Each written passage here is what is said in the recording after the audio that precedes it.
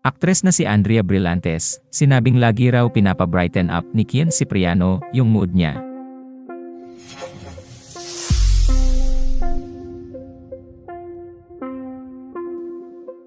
Sa eksklusibong panayam ni ABS-CBN showbiz reporter MJ Felipe, ibinahagi ng aktres ang nabuo niyang ugnayan sa ilang co-stars niya sa katatapos lang na youth-oriented series na Senior High.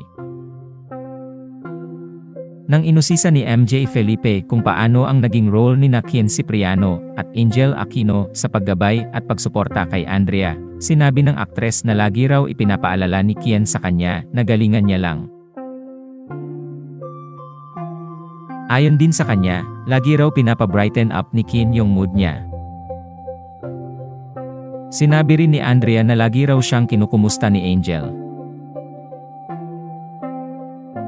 Dagdag pa ng aktres, nirerespeto raw nila ang boundary ng isa't isa pagdating sa trabaho at lagi raw silang focus, lalo na sa mga emosyonal na eksena, kahit paminsan-minsan ay nagkakabiruan daw sila.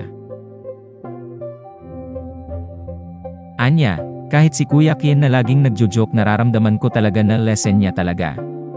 Minsan sa mga emotional scene, laging pinapagaan ni Kuya Kian lahat ng bagay. Super ko talaga siyang na-appreciate. Nang itanong ni MJ Felipe si Andrea sa naunang bahagi ng panayam kung kaninong senior high co-stars siya pinaka-close, sinabi niya na sina Kian Cipriano at Angel Aquino raw ang pinaka-close niya na co-stars sa nasabing teleserye. Ayon sa aktres, nakakapag-open up raw siya ng mga problema niya na minsan nahihiya siyang i-open up minsan sa mom niya. Bukod pa rito, isiniwalat ng aktres kung paano niya nagawang i-handle ang kaliwat kanang batikos na natanggap sa mga huling buwan ng taong 2023.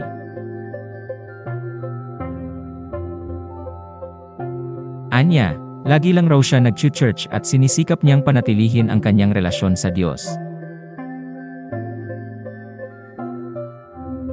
Nang tanungin naman siya kung open ba siya sa new love, sinabi ni Andrea na hindi raw ito bahagi ng kanyang vision board para sa taong 2024, ngunit sinabi din niya na hindi niya pa rin isasara ang puso niya at doors for love.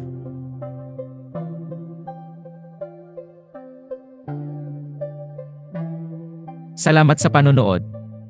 Huwag kalimutang mag-subscribe sa aming YouTube channel, i-like ang video na ito, at i-turn on ang notification bell.